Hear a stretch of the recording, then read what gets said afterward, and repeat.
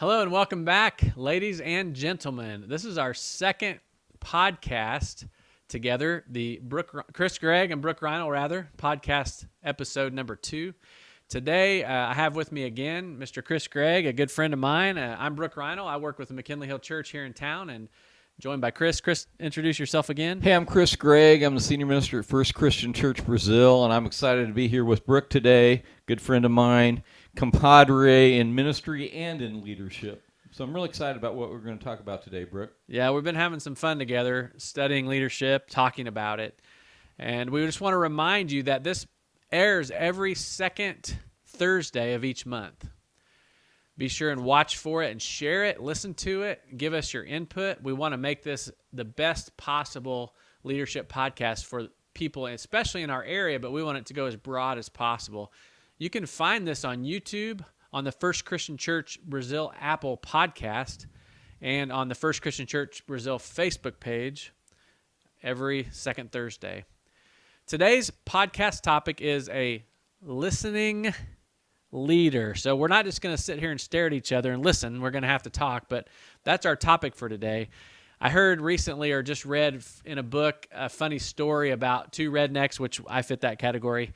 We're out one day doing something and maybe hunting, I guess it was, and one of them just fell to his knees and fell over, on the side of the grass, and his friend was so, worried about him, and he said, "Oh no, I think he's dead. He didn't feel a pulse or didn't see him breathing," and he called 911, and he said, "Bubba's dead, and the lady said on 911 said, "It's okay, calm down. First, we just need to make sure that he's dead. So could you check?" She heard a pause, and then boom, a shot, and then he came back on.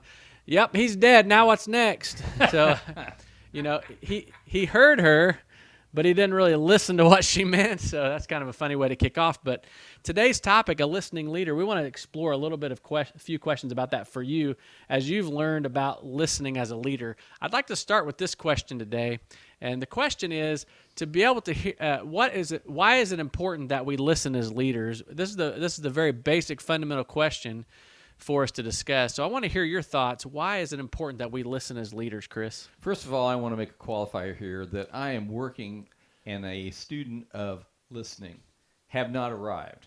And so everything I'm going to talk about today, I'm working on and I'm trying, and I'm a work in progress, like most of you. First of all, why is it important to listen? To be able to hear what people are saying to you, maybe even listening below the surface, hearing them at a deeper level, to show respect to the individual, to actually hear deeply is to listen. And I'm a trained listener. I have a master's in counseling, so I've been taught to listen intently. Someone said, hearing is an ability, listening is a skill. Hearing is an ability, listening is a skill. You said a minute ago, listening underneath the surface, and then this quote here, listening is a skill. Talk about that if you can. What are some things you would do to develop a skill of listening beneath the surface? That's kind of maybe a little bit vague, and I want to give our listeners maybe a little bit of practical steps they can take when it comes to the skill of listening beneath the surface. Could you talk about that? I think listening beneath the surface requires you to become curious on what the other person is saying, and not only what they're saying, but why are they saying it, or why are they asking it? A lot of times I won't answer a question. I'll turn the question back toward the person who is speaking and try to really work at hearing what they're saying at a deeper level. And listening is a learned skill. It's not something that we do naturally. Most people think they are really good listeners, and most people really aren't good listeners. And I, for one, because I've been trained as a listener, think I'm a good listener, but I really, really am not. And so I've been taking the last 4 or 5 years and just really working on listening. I hear you talk about the word neurolinguistics when you're listening to a person talk. Is there anything about that you can give us as a skill when you're sitting across from someone, really trying to practice listening below the surface? What are some things you can do as a skill development to help yourself get to that level of listening? First of all, neurolinguistics is something that you'd want to study if you really want to get to be a better communicator and a better listener. People tell a lot about themselves by the way they talk and the words that they use. And that's what neurolinguistics does. And as they are talking, they are telling you how do they perceive the world, how do they approach their world, how do they see you, and also how do I need to talk to them to communicate clearly. And so neurolinguistics is the study of our brains and the language we use and how we perceive our world. That's really good insight. I think you've talked some about just the posture that you sit with, the way that you look at the person, how you smile at them to get them to want to speak back. And I like your suggestion there about asking questions. I know we heard together a man named Chris Voss speak. He talked a lot about in negotiations how he does what he calls mirroring, which we normally think of mirroring a body posture, but he says it's more of mirroring the last 2 or 3 words that a person says.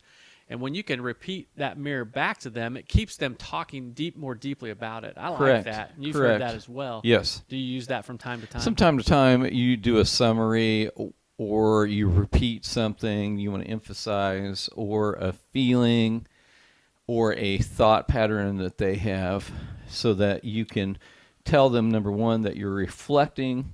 Rogerian counseling is old school now. It was probably popular 40, 50 years ago. But that whole reflective feeling, reflective content, reflective pattern or emotion is what you want to match. Great. I'd like to move on to another question. Thanks for all that. It's good stuff. How can interruptions and speaking too much hurt your team? A lot of times leaders are working with their teams. They are trying to shape them, help develop them as leaders. Well, how would interruptions hurt your team when you're working with them? Interruptions are disrespectful. It's not allowing that other person to complete their thought or finish their sentence. And I'm an interrupter by nature. I'm engaged. I'm going to engage back. I don't take it personally, but a lot of people do. So I just try not to interrupt. I listen completely. I ask them, are you finished? And I will try to wait at least several seconds along the way. Also, it devaluates, it demotivates, it frustrates people, and leaders should speak less and listen more. And my goal is 80% listening, 20% talk. I'm going to ask you a little bit more about the 80-20, but first you said it can demotivate people just a minute ago in your answer. Can you describe to me what happens or how does it demotivate people when you interrupt them? I think it's just saying that what I have to say is more important than what they have to say. And so I know people that just sit down. They're so sensitive to that. They have low self-esteem or they see it as a disrespectful thing, and you're trying to monopolize the conversation. So we want to listen first and listen longer. So it causes them to draw inward, whereas they would have had that open motivation to share, to learn, and you just cut that off. Is that kind of what you're saying? Absolutely. Okay, I appreciate your explanation 100%. on that. You said an 80-20 rule kind of here, and I haven't heard that too much.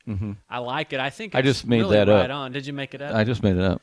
We've got John here producing this. He's the brains behind the operation. I wanted to ask John, does Chris listen 80-20? Is he a 80-20 listen talk rule? How does he do with that here on your staff? He better, if he just made it up all by himself, he better do it. No, Chris, there are certain things that Chris will discuss where he does a very good job listening and letting the person complete their idea or their topic, but just like Chris said, it's something that he realizes he needs to work on. It would be easy for him to say, hey, I have a degree, I can do this, I'm good at this, but to me it means a lot to have a minister or a boss who is willing to say, I got mistakes and I'm going to do my best to improve on them. And so even though Chris is not always the best listener, there are some times where he is a very good listener, but even though he is not always the best listener, he's at least aware of his ability, and I have seen him personally working on it. Great.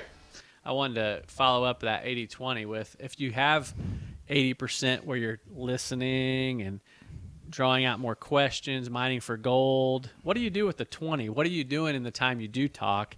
If you have 20% of the time that you talk, what are you doing with that 20%? Maybe give us a couple of things as a leader that you do speak into that I've got to take this 20% and I really need to speak here. What would you give an example of that 20%? Well, we were in a meeting the other day, Brooke, and I spoke into a situation where I saw that there needs to be more inspiration. There needed to be more direction. And as a leader, sometimes I have to speak and set the tone positively, or this is really important and you need to be a stakeholder in this. So I try to speak concisely, which is, by the way, probably one of my characteristics. I don't preach long and I don't talk long normally because I just don't have that much to say. So a lot of times, if I'm engaging with you in a conversation, I'm probably going to ask you a question, I'm going to get curious about something, or I'm going to agree with you and then build upon that statement and then contrast it with something else, just to carry on the conversation or to give a different perspective, maybe my own perspective or something that I've heard before. So all of those things are going on. Those are very good insights. I like the one at the beginning when you said, in essence, you're raising the line's not being hit, and you invest your heart in that moment to raise the level. And that's a really important thing for leaders to know when to do that. Right. Not necessarily at the beginning, but if they find that it's not coming up to what the team has agreed to, or the qualifications or the quality of the product that we want to get, the leader then says, Right. I've got to step in and help this thing. Right. And that's really important. It's more about setting the expectation level or restating the vision in a way of, here's what I picture, here's where we need to go. Mm-hmm. Excellent. I'm going to move to another question at this point. Everything we do as leaders communicates something to our teams. What does listening communicate to our teams? Probably it indicates thought. That smart people look stupid when they solve the wrong problem. So if you listen deep enough, you will hear what the real issue is and not just the surface layer, and or you won't answer before you understand the whole question. A lot of people jump in and say, I know what you're going to say. No, we don't. No, we don't. Yeah, I think that's important. Everything we do does say something to our teams, and if it indicates that you're wise, you want to understand how they perceive things, that listening gives you a chance to lift your team in that way. Mm-hmm. I asked you this question beforehand, and you've given several here, but I like a couple of these. I wanted to ask you, how does it show your team respect when you listen to them? How does it show respect? You're just acknowledging their worth and their perspective and perception, their thought process, and that you value them as people and you hear them. A lot of times as a leader, I think sometimes people don't think you're listening because you go a different direction, but most of the time it's for the best of the church or the organization you're leading. You have other stakeholders that are around the table, so it's not always your decision, even though not my decision. And so working with a team, it's a team decision that I may or may not, my perspective may not be represented. And at that point, I've got to say, hey, we're making the best decision around this team, and this is the direction we're choosing to go. It may not be perfect, it may not be right according to other people, but it's the direction we're going to go. I've been in communities, sorry for interrupting, by the way. I've been in communities where the team, maybe it feels like they're not even necessary if the leader doesn't listen and show that value. Mm-hmm. Why do you even have me here if I can't contribute? Right. If you know all the answers, why do we have a team? Is it just for looks or so you can delegate when you want to? But I like your answer there because it shows value. That's at its core, leadership listening is about showing value. And so I thought that was a good point you made there for that particular question. And you talked about it encouraging hearts and building trust. Mm-hmm. Building trust is super important. How does listening build trust? I think you're valuing their thoughts, their process, their perspective, their perception, and listening deeply to what they're saying. You may or may not agree, but there's diversity in a multitude of people around the table. And so you need to protect that diversity because you need to hear that. You may not agree, but you have to understand that perspective is there. And it may want to increase your odds of being successful because of that perspective. Protect diversity, increase your odds of being successful. Wow, very good stuff. Hope somebody's writing that down. That's some gold right there. Good job. I want to move on to another question, if we could, at this point. How does listening grow your team's leadership? This is an important question because as leaders, we want to listen to bring value, but we really, at the end of the day, we want to leave an ongoing growth of leadership in our teams. How does listening contribute to growing leadership? A very good question to consider for today. Well, it encourages others' viewpoints. It makes them feel safe to talk, and you need them to talk on every issue because there's a lot of blind spots out there. I have a lot of blind spots. I don't think about all of the big picture sometimes, or how a lot of people are going to perceive what is going on. So having that diversity helps us all with that. It creates synergy, creates teamwork. It creates we're all in this together. And that brings out leadership because it just creates an openness, or it creates I guess you're going back to that trust, maybe. Right. When you Loyalty say that. and allegiance, teamwork, team camaraderie. At that level, we all are on the same hill dying together, as opposed to we share the victory together and we share defeat together. So we're not just doing this as a lone ranger.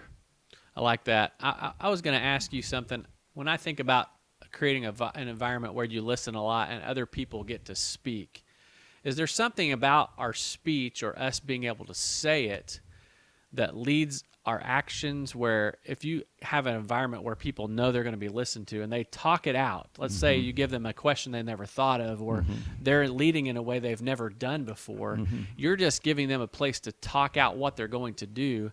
Does that speaking in and of itself cause them, number one, to listen to themselves in a verbal way instead of just in your mind? Sometimes when you speak something out, you hear it differently. And does that speaking cause them to grow as a leader because they're actually hearing maybe more clearly what they're wanting to say? They're verbalizing it out into the open. And does it grow leadership by giving that person a verbal responsibility to what they're saying? So leadership is about following responsibility and really commitments we make to ourselves. I wonder, maybe I'm overthinking it, but does speaking or letting your team speak give them leadership in a sense that they get to talk out what they see and then their words lead them to that responsible commitment? Do you think that happens when you open up a lot of conversation in leadership? I think so. I think that occurs while you were saying that they're speaking into themselves and into the situation, so they're more apt to maybe follow through. But also when you listen deeply, I think they end up listening to themselves. And at that moment, they're having this, I am hearing myself, and I'm evaluating what I'm saying to myself. Does that make sense? It does. I just think of my kids when I raise children, and I know I've got 4 boys, so I know this particularly true with them. When I want them to understand the commitment I'm giving them, I can just tell them what to do. But if they verbalize it to me, if they look me in the eye and make a verbal agreement, their words are going to lead them to take their own responsibility for it. And then they are doing what I say, but they're actually leading themselves to it, not just trying to please me. And I think that's where my question comes from, because I've noticed a subtle difference there when people when they're allowed to speak and not shut down, when you give them a chance to give their idea, it just helps them to come forward in leading themselves, which is what we want to see on our teams. We want them to give into the group, but we want them to take their own action and say, I'm free to take responsibility for what I see here. I can be creative with it, and I can deal with it. So that was kind of the nature of that second follow-up part of that question, and I wanted to hear your thoughts about it. Can you give a quick story about when listening and leadership has had a big impact? Well, we used to have, when I first started as senior minister, I was conducting the staff meeting, and there was a lot of exchange, and there was a lot of, talking over, and maybe 1 or 2 or 3 conversations going on at the same time. And I got evaluated and said I need to improve my listening skills, so I will say something, then I will shut up, or I'll conduct a meeting and I will listen. And our staff meetings have shortened to about half the time. They normally last 30 to 45 minutes, used to last 2 hours. So there's just a huge difference in the impact and the change, because if you listen deeply, then people are going to say what they need to say. I think another thing that we haven't considered about listening is a lot of times when you're supposedly the most powerful person in the room, or you're the boss, then people are a lot less apt to speak or actually speak their mind, and so you've got to work that much harder. In student ministry, I didn't get criticized for not listening as much as I do as senior pastor, because the roles changed, and you've really got to wait for people to really tell you what they really think. I wish y'all could have seen John in the background when Chris said the meetings have gone from like 2 hours to 45 minutes. He was just doing the happy dance. Not really, but I don't know what his happy dance looks like. But that is really impressive and amazing, really, what you're saying there, that if you listen deeply, things come up, the real heart comes out first, and you don't have to spend as much time in the fray. Mm-hmm. That's super important. I hope people are listening to the end of this, because that's some of the best stuff that I've heard you talk about here at the end, is what you're saying now. And I appreciate that insight. It really makes a difference to hear you talk about being a powerful voice in the room, and how you watch what that does with your team and with the meetings that you're in. I don't have any stories or questions left to ask you. I did want to reference a quote here. There's a listening insight that we had put on the notes here, and that is that humility solves most listening issues. So if we could kind of close with something, I think it's rooted in humility. Listening is coming under someone or coming to understand. Understanding what they're saying is placing yourself in humility so that listening can happen on a deeper level. And I think that's a great listening insight to finish with, that humility solves most listening issues. So the work of humility aids in the skill and the ability of listening. I think that'll do it for today, unless you have a closing comment. If not, I just want to thank everybody for joining us once again for our second leadership podcast. Again, we've mentioned where you can find this, but I want to let you know that next month we're going to be doing a book review. We've been juggling a few, and we've dropped them while we were trying to juggle them, but we're picking them back up, and we're looking for a book, and we've got a couple of things we're deciding on. So we want to do a book review with you, a leadership book. We're really excited about that. We talk a lot about books, and we want to bring forward some highlights from a leadership book that we've been learning from. And I want to thank you again for being with us today. Again, you can find us on Facebook, YouTube, and Apple Podcasts through the First Christian Church of Brazil. And we hope that you'll spread the word and keep watching. Thanks so much. Thank you. Thank you for joining us for the Chris, Gregg, and Brook Reinoehl Leadership Podcast. Our episodes will be available on YouTube, Apple Podcast page of First Christian Church in Brazil, Indiana, and at fccbrazil.org. Each episode is only about 20 minutes long, and we will be tackling tough leadership topics, books, and interview local leaders in Western Indiana. Thank you for listening, and we will be back next month. And remember, the best way to lead others is to grow ourselves first. Thank you for joining us.